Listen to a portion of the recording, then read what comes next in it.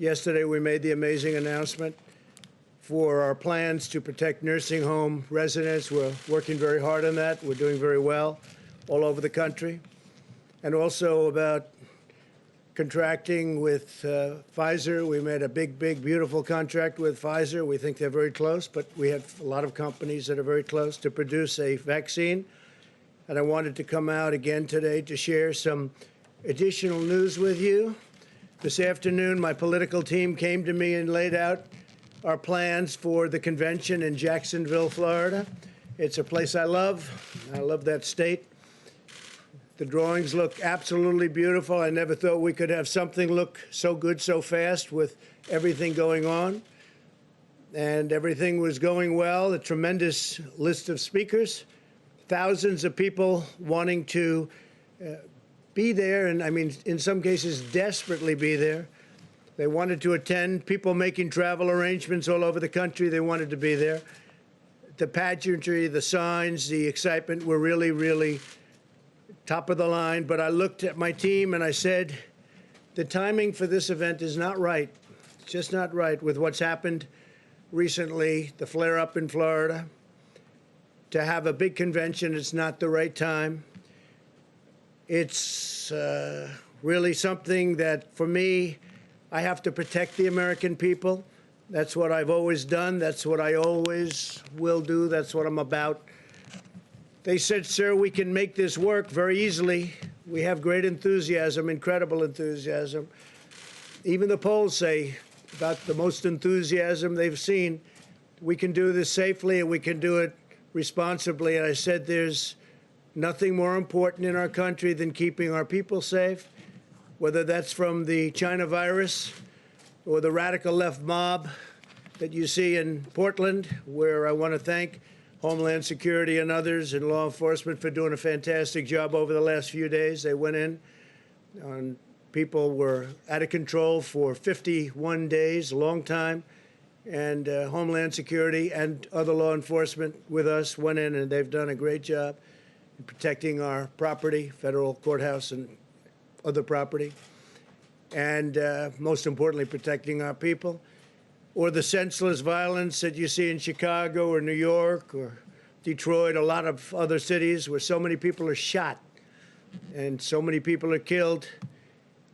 And people elected me to help and to protect. So I told my team it's time to cancel the Jacksonville, Florida component of the GOP convention. Will be starting in North Carolina for the Monday, as has always been planned. We were never taking that off. That's remaining as it is. The delegates are going to get together. That's where they do their nomination. So the delegates are going to North Carolina, and they'll be doing the nomination. And we're going to do some other things with tele-rallies and online the week that we're discussing, which will be really good. I think we're going to do it well. And I'll still do a convention speech in a different form, but we won't do a big, crowded convention per se. It's just not the right time for that.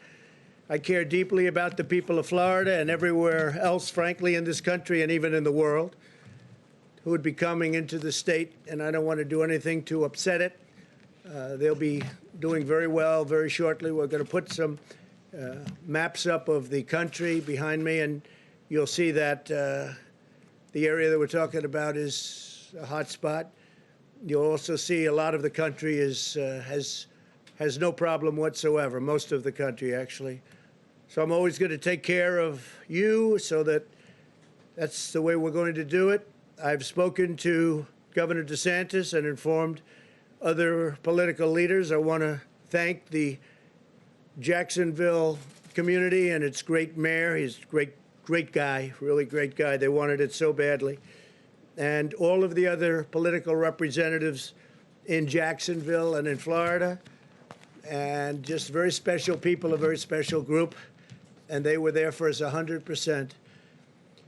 Today, I want to provide an update on the actions we're taking to support the safe reopening of America's schools. Parents around the world who have had their children home for the last few months have a greater appreciation for the fact that teachers are essential workers, that they're essential to our children's future. Our goal is to protect our teachers and students from the China virus while ensuring that families with high risk factors can continue to participate from home. Very important. The American Academy of Pediatrics has released guidance recommending that schools reopen. It said, quote, lengthy time away from school and associated interruption of supportive services often results in a social isolation, making it difficult for schools to identify and address important learning deficits, as well as child and adolescent physical and sexual abuse, substance abuse, depression, and suicidal ideation. This, in turn, places children and adolescents at considerable risk of morbidity and, of some cases, mortality. Beyond the educational impact and social impact of school closures, there's been a substantial impact on food security and physical activity for children and for families. So that's very important. And there's a highway, it goes both ways. The National Education Association recently stated, despite the momentous efforts of educators during the pandemic, online learning has never been an effective replacement for in-person learning and support. Being at the school, being on the campus is very, very important. One study estimates that due to school closures last spring, the average student will begin this school year roughly 35% behind in reading compared to the typical year, and more than 50% behind in math. That's a big statement. According to McKinsey & Company, learning loss will probably be greatest among low-income Black and Hispanic students. They're the ones that are hit the hardest. We don't want that happening. 30 million American students rely on schools for free and reduced meals. Over 70% of the students who receive mental health services do so through their schools. According to HHS, 1 in 5 reports allegedly having to do with child abuse. They have neglect, and these are neglect and neglected cases are submitted by education personnel. So people in the education world on the premises will be the ones that report neglect and other problems when they see the children. They know if they've been neglected, they know if they've been hurt or harmed in any way, whether it's at home or someplace else, but they see this at school. You don't get to see that if you're not going to school. It's a big thing. Fortunately, the data shows that children are lower risk from the China virus very substantially. When children do contact the virus, they often have only very mild symptoms or none at all. And medical complications are exceedingly rare. Those that do face complications often have underlying medical conditions. 99% of all China virus hospitalizations are adults, and 99.96% of all fatalities are adults. That means that children are a tiny percentage, less than 1%, and even a small percentage of 1%. In a typical year, the flu results in more deaths of those under 18 in the United States than have been lost thus far to the coronavirus. Many different names, many, many different names. The life of every child is sacred and must be protected. Our sole focus is the health and well-being of America's children. I have a very, very special person who loves children, who's I think one of the greatest athletes of all time. A lot of people say the greatest pitcher of all time, known as a relief pitcher, could have been whatever he wanted. Some people, he is the greatest reliever of all time by far, substantially more saves than anybody else. In fact, he got the Presidential Medal of Freedom recently. And I'm reading off these stats. I knew he was the best. I knew he was great, but I didn't know it was almost double anybody else. But he's a man who loves children, has children, loves children, works hard with children. We're going to go outside and be with some little leaguers. Mariano Rivera, you know, he's the Sandman, right? My wife said, darling, why do they call him the Sandman? I said, you know, they play the song. He just puts the batters to sleep. And that's exactly what happened. So having Mariano here is a great honor. Thank you very much. Was talking about children in schools, and there's nobody that's done more than you have. Thank you very much, Mariano. Fantastic man. Given these considerations, we believe many school districts can now reopen safely, provided they implement mitigation measures and health protocols to protect families, protect teachers, and to protect students. And we do have to protect the teachers and the families also. We have to remember that all families should be empowered to make the decision that is right for their own circumstance. This is especially important if a child has underlying health conditions or lives with a parent or grandparent who's at higher risk. In cities or states that are current hotspots, and you'll see that in the map behind me, districts may need to delay reopening for a few weeks, and that's possible. That'll be up to governors. The decision should be made based on the data and the facts on the grounds in each community, but every district should be actively making preparations to open. Again, the children obviously have a very strong immune system, maybe even as strong as yours. They seem to be able to fight it off and not have a problem. So it's pretty amazing, actually. Great, great credit. Our strategy to safely reopen schools mirrors our approach nationwide.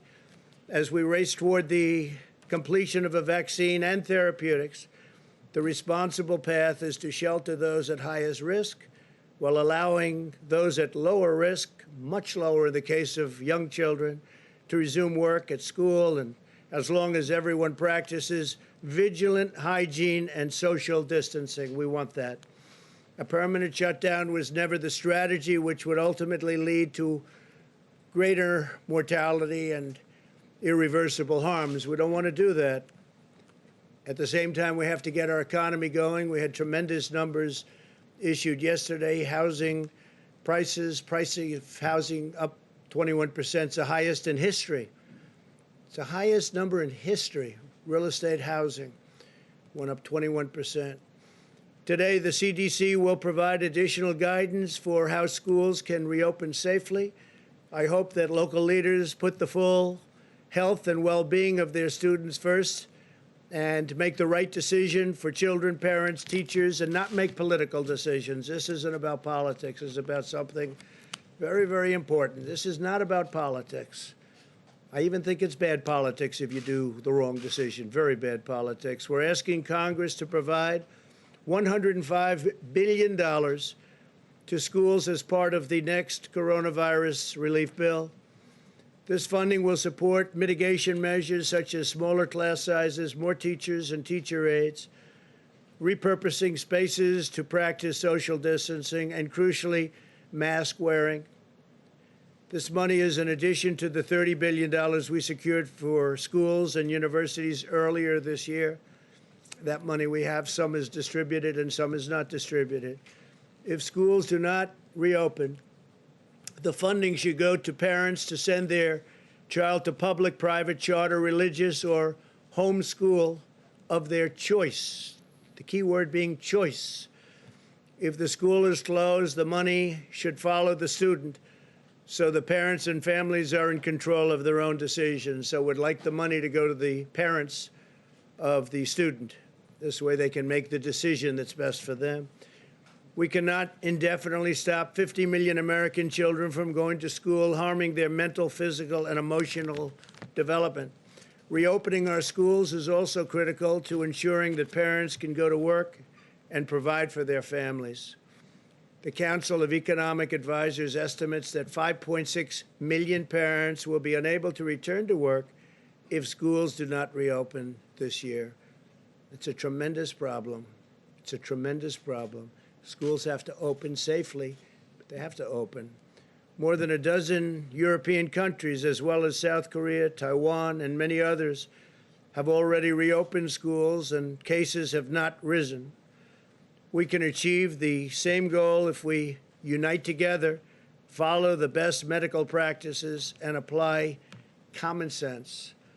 We'll continue to support states and cities in the current hotspots in the South, Southwest, and West The governors, I know them all. They're all very, very capable. They're doing a very good job. They're working so hard. You wouldn't even believe it. We have nearly 30,000 federal personnel deployed in the states that need assistance. We're helping with doctors and nurses, medical personnel of all kinds. As a PPE update, we're in close communication with governors and states. We have supplies, everything they could possibly need. We're very strong on supplies. Remember, I used to say the cupboards were bare. Well, now the cupboards are the opposite. Due to our historic efforts to increase both the national stockpile and the state stockpiles, the vast majority of the states have 60 days' worth of supplies on hand. And most importantly, they have ventilators, because the ventilators are very, very hard to come by, at least in the past. Now we're making thousands of ventilators a month and supplying them in many cases to other countries. For states that are making requests, we're rapidly delivering. In the last 24 hours, FEMA has deployed more than 1.5 million masks upon request, 1.7 million gowns, and 600,000, well, let me change that. We've created about 600,000 different supplies. We have 600 ventilators to Arizona, North Carolina, Pennsylvania, Colorado, Idaho, and Washington. I think the number is 600. We're going to check that, and we'll give it to you in a little while. But we've got a stockpile of thousands of ventilators. I think we've sent out about 600 just recently. The United States has now conducted more than 51 million tests, which is more than any other country in the world by far. Roughly half of the tests are either the rapid point of care tests, which frankly solves a lot of problem and delay, 5 to 15 minutes instead of waiting for service both ways in both directions and then at the lab. But roughly half of them now, which is a tremendous increase, are 5 to 15-minute tests, or tests done in a hospital where you get the results back in less than a day, in some cases immediately. We're continuing to surge testing to current hotspots such as Miami and Phoenix to detect those with the virus and take steps to stop from spreading it further. This is a copy of the map, and this is, you have it right behind me. That's really very much indicating where the problems are. You see from that, it's in great shape, lots of it. The Northeast has become very clean. The country is in very good shape, other than if you look south and west, some problems. That'll all work out. On therapies, we've worked with Florida to ensure that over 40,000 vials of remdesivir are arriving this week. It's a lot. That's a lot. They're working round the clock to make it. It's had a tremendous impact. We've also shipped thousands of vials to Arizona, California, and Texas over the past 2 weeks. Arizona's doing very well. It's heading down. The numbers are heading down, I think, very quickly. Governor's done a great job. They've all done a great job. They've all done a great job, working hard. We'll continue to monitor the areas rising and with respect to cases, and we ask all Americans to exercise vigilance, practice social distancing, wear a mask, do whatever is necessary so we get rid of this horrible situation, this horrible disease that was sent to us by China. It should not have been sent. They should have stopped it. They could have stopped it. They didn't. And the entire world has gotten infected. And a lot of countries are going through a lot right now. This morning I spoke with President Putin of Russia, and they're going through a very hard time with this, in Moscow in particular. I spoke to the Crown Prince, Saudi Arabia. They're doing well, but they're going through a lot. Everybody's going through a lot. Yesterday I spoke to the heads of 4 different countries. All 4 are going through a lot, going through a hard time. This could have been stopped. It could have been stopped quickly and easily, but for some reason it wasn't. And we'll figure out what that reason was. So with that, if you have any questions, please. On the convention, were you simply not convinced that you could keep people safe at the convention? I just felt it was wrong, Steve, to have people going to what turned out to be a hot spot. You know, when we chose it, it was not at all hot. It was free. And all of a sudden, it happened quickly. It happens quickly, and it goes away, and it goes away quickly. The key is we wanted to go away without a lot of death, without a lot of problems, and we're learning so much about the disease. That's why we're very cognizant of nursing homes. We're watching them very carefully, and people over a certain age, and especially people over a certain age with diabetes or heart disease in particular, but with a problem.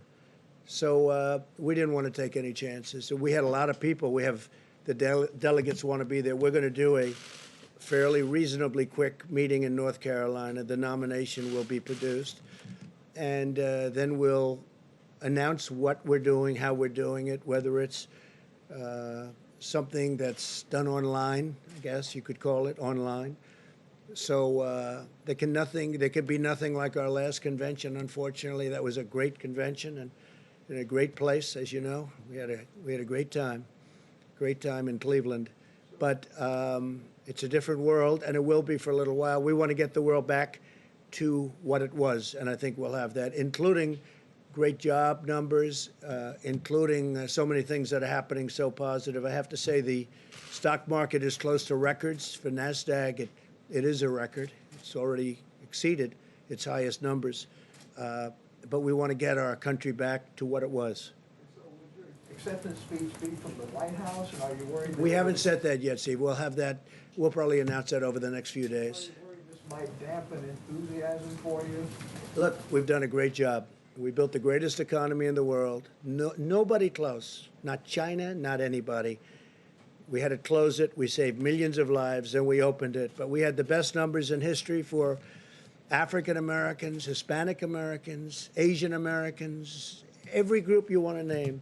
Young people without a diploma, young people with a high school diploma, with a college diploma, anything you want to name. We had the best numbers. Women doing incredibly. Never been a time like that. And we had to turn it off because of what China did. We had to turn it off. And then all of a sudden, now we turn it back on, and we're doing very well. But it was very bad. China, speaking about China, the trade deal means less to me now than it did when I made it. When I made it, it was a great deal. But they're setting records. Yesterday was a record corn day. They purchased more corn than any order ever. And that went on for 2 or 3 days, and soybeans and all. But it just means much less to me. Can you understand that? Just means much less to me. Please, go ahead. What was the one thing, if there was one thing that changed your mind about the convention, and did Florida officials ask you to cancel it? No, they didn't. We're dealing with them, but they didn't. I would just say safety. Just safety. I could see the media saying, oh, this is very unsafe. I don't want to be in that position. It's safety, not because of the media, but that's what they would say. And we'll have a very nice something. We'll figure it out. It'll be online in some form. Maybe it'll be something even a little bit different. We have time. We're talking about the end of August. But I think it'll be something that will be exciting. But there can be nothing like having 25,000 people. We had a tremendous thing planned tremendous convention planned in North Carolina. And it would have been very good, but a much smaller version in Florida. But then we saw what was happening pretty quickly. We saw that the virus was coming up that coast. So, do you think it's an acknowledgement of the severity of the situation in Florida? No, I think it's going to come and go. It will. I mean, you take a look at some of these locations. We're heavily infected. I mean, to a point where Deborah and I were talking that, when you look at what happened in New York and what happened in New Jersey and other places, and now you're looking and it's gone. Hope it stays gone. I think it will. But we have to be vigilant. We have to be careful, and we also have to set an example. I think setting the example is very important. It's hard for us to say we're going to have a lot of people packed in a room and then other people shouldn't do it. Don't forget, we're talking about schools, and we want them to be vigilant, and we're saying open, and then we're saying, here you have a big room. But I also, if you notice, I said where bars are crowded, where other things are crowded. Well, there's nothing more crowded than a convention. I mean, you've seen them.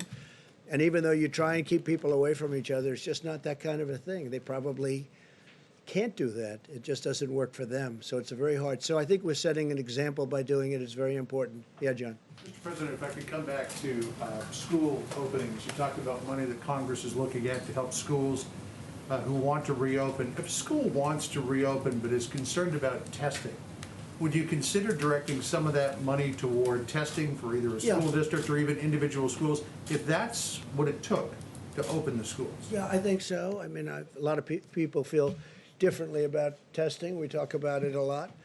When we have 50 million tests plus, and we broke the 50 million test mark. Second in the world is India, which has 1.4 billion people, and they had 12 million tests. And other countries that are very big had 2 million tests. And some countries essentially only test if you're sick and walk into a hospital, walk into a doctor's office, or you're literally really sick. They essentially don't do tests unless you're sick. And I understand that too. So, yeah, if they feel that that's what they want, that would be fine. You would tell Congress, you would encourage Congress to pay for testing for school I would if they want. Again, we've done 50 million tests. There's nobody even close in the whole world.